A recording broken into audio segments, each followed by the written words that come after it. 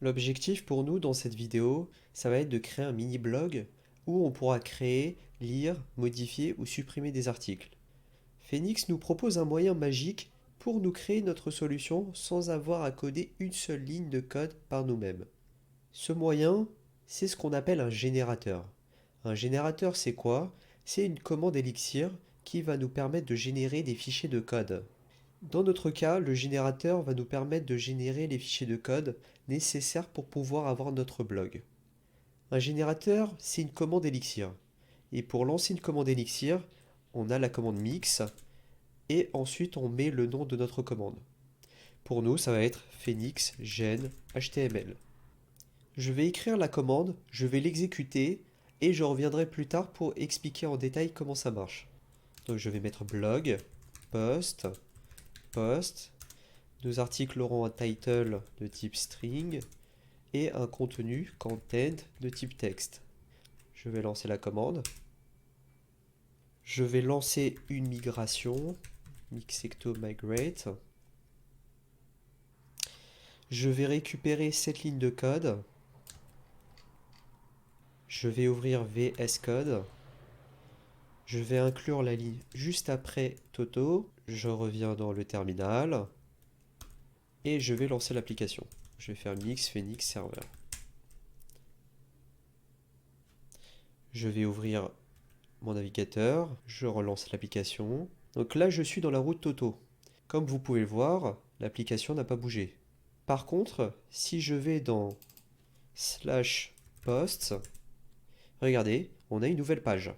Cette page, c'est la page de listing des posts. Comme vous pouvez le voir, on n'a aucun post, donc on n'a rien du tout. Par contre, j'ai un lien qui me permet de créer un post. Donc je vais l'appeler first article, Elixir Max, c'est de la bombe. Voilà, j'ai enregistré mon article. Et comme vous pouvez le voir, on est dans une nouvelle page, post 1, et on a notre article qui a bien été créé. Donc si je appuie sur le bouton back, je reviens dans la page listing et je vois bien mon premier article. Je vais écrire un second article. Second article. Abonnez-vous à Elixir Max. Je vais enregistrer. Mon article est bien créé. Je reviens en arrière. Je vais créer un troisième article. Third article. J'écris n'importe quoi. J'enregistre. Je reviens. Et là, je ne suis pas satisfait du résultat. Donc, je vais modifier mon article. Je vais appuyer sur Edit. Et là, je peux modifier mon article. J'enregistre. Et puis voilà. L'article a bien été modifié. Je ne suis toujours pas satisfait de mon dernier article. Donc qu'est-ce que je vais faire? Je vais supprimer cet article. On me demande est-ce que je suis sûr? Je réponds que oui. Et puis voilà, l'article a été supprimé. Voilà ce que notre générateur a réussi à générer en une seule commande. Tout notre blog a été réalisé. Maintenant que vous avez vu le rendu du générateur, on va prendre un peu de temps pour expliquer tout le travail accompli par ce générateur. Faisons la liste des actions qu'on peut désormais accomplir dans notre application. Nos actions, c'est quoi maintenant? On peut afficher la liste des articles. On peut lire un article. Je vais mettre un espace en haut. On peut modifier un article. On peut supprimer un article. Donc voilà nos actions de base. Je vous ai dit précédemment qu'une action, c'est égal à une route. Donc normalement, on va avoir une route pour chacune de nos actions. Or, si je vais dans mon routeur, on peut voir qu'on n'a mis qu'une seule ligne. Cette ligne ressource, ça va nous générer l'ensemble des routes pour chacune de nos actions. Pour prouver que c'est vrai, on a une commande qui nous permet de vérifier l'ensemble de nos routes. Je vais lancer mon terminal. Je vais lancer la commande mix phoenix routes. Et là, on voit qu'on a pas mal de routes. Donc une route, ça va associer une URL à une action qui se trouve dans un contrôleur. Là, on peut voir l'ensemble des routes qui associent une URL à une action du contrôleur des postes. Je vais commenter la ligne ressources, puis je vais relancer la commande mix phoenix routes et on va voir ce que ça donne. Donc je lance la commande. Là, on a des warnings, mais c'est pas très important. Si on regarde en bas, on voit qu'on a seulement que deux routes. contrairement à ce qu'on a en haut, où on a beaucoup plus de routes. Donc la ligne ressources va nous permettre de générer l'ensemble des routes nécessaires pour nos postes. Je vais décommenter la ligne ressources. On va passer maintenant au contrôleur poste. Donc le contrôleur poste est dans le dossier contrôleur. Vous voyez qu'on a pas mal d'actions qui ont été générées pour nous. On va avoir l'action index, c'est l'action qui va nous permettre d'afficher la liste des postes. On va avoir new, new c'est l'action qui va générer la page de création d'un poste. Create, c'est l'action qui va créer un poste après qu'on ait appuyé sur le bouton save de la page new. Ensuite show, c'est l'action qui va afficher un poste. Edit, c'est l'action qui va générer la page d'édition d'un poste. Update, c'est l'action qui va être déclenchée lorsqu'on appuie sur le bouton Save de la page Edit. Et enfin, on va avoir Delete, c'est l'action qui va supprimer un poste.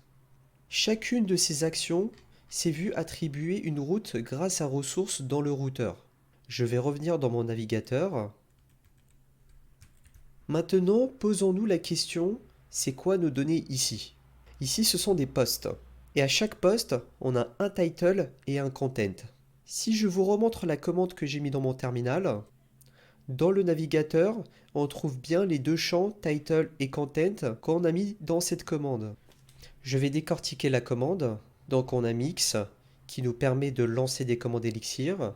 On a Phoenix Gen HTML, c'est notre générateur qui va nous générer l'ensemble de nos pages HTML pour pouvoir manipuler les postes. Ensuite, on a blog. Blog, c'est quoi ici? C'est ce qu'on appelle un contexte. Un contexte, c'est un module qui va regrouper des fonctionnalités relatives à un thème. Ici, dans notre contexte blog, on va mettre tout ce qui est relatif au système de blog dans notre application. On reviendra sur ce que ça va donner concrètement après. Ensuite, on a post. Post, ici, c'est ce qu'on appelle un schema. Un schema, c'est la représentation d'une entité dans notre base de données. En effet, dans notre base de données, on va avoir des postes. Donc, on va mettre ensuite le nom de notre schema en minuscule et en pluriel qui correspondra au nom de notre table dans la base de données. Et enfin, on va donner les attributs de notre entité. Donc là, on va avoir un title pour chaque poste et on va avoir un content qui est de type texte. Donc je répète, on va avoir mix Phoenix Gen HTML pour lancer le générateur. Blog, c'est notre contexte, c'est-à-dire notre module qui va regrouper nos fonctionnalités relatives au blog. Ensuite, post, c'est notre entité dans la base de données.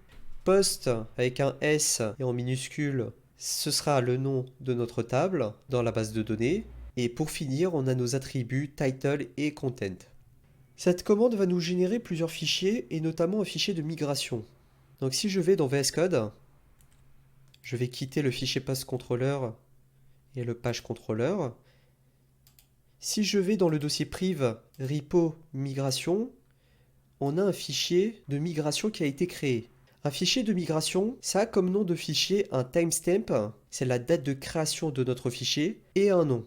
Dans ce fichier, on va avoir le descriptif de comment on va modifier la base de données. En particulier, ici, on va créer une table, post, et on va ajouter 2 colonnes à la table. Pour lancer la migration, on a lancé la commande mix ecto migrate. Je vais la réécrire. Ecto, c'est la librairie qui va gérer la base de données. Si vous venez de Rails, c'est grossièrement l'équivalent de Active Record. Ou si vous venez de Node.js, c'est un peu l'équivalent de Mongoose, mais pour Postgres. Cette librairie nous propose une commande de migration qui est ecto migrate. Une fois qu'on a lancé cette commande, notre base de données est prête à être utilisée. Ensuite, on a intégré dans notre routeur la ligne ressources qui va générer l'ensemble des routes pour le contrôleur post. Un contrôleur, c'est un ensemble d'actions. Donc si on va dans PostController, on va avoir 1, 2, 3, 4, 5, 6, 7. On va avoir 7 actions et ressources va nous générer les 7 URL pour chacune de ces actions. Ensuite, si on va dans le dossier Blogy, on va avoir un dossier blog qui a été créé. On va avoir un fichier aussi blog qui a été créé. Le dossier blog contient un fichier post qui contient notre schema et le fichier blog contient notre module contexte. Je ne vais pas ouvrir ces fichiers, je reviendrai dessus dans une prochaine vidéo. Ensuite, on a le contrôleur post-controller qui a été créé, mais ça on l'a déjà vu. On a aussi un modèle view qui a été créé Et ce modèle view, qui est juste là, post view, ce module view va faire l'interface avec les templates. Si on ouvre le dossier template post, on va voir qu'on a pas mal de templates qui ont été créés aussi. Le module post view, c'est le module qui va faire l'interface entre les différents renders qui seront dans le contrôleur post. On en a un ici, on a un ici, puis ici, puis ici, et en haut aussi. Donc c'est grâce au module view qu'on va pouvoir faire l'interface avec les templates. On reviendra aussi sur les templates dans les prochaines vidéos. Si on ouvre un template, par exemple celui show, on va retrouver le code HTML qui va être affiché dans notre navigateur. Donc voilà pour le petit tour des fichiers créés par notre générateur. Dans les prochaines vidéos, on va voir en détail comment se construit le modèle à travers le contexte et les views à travers les templates.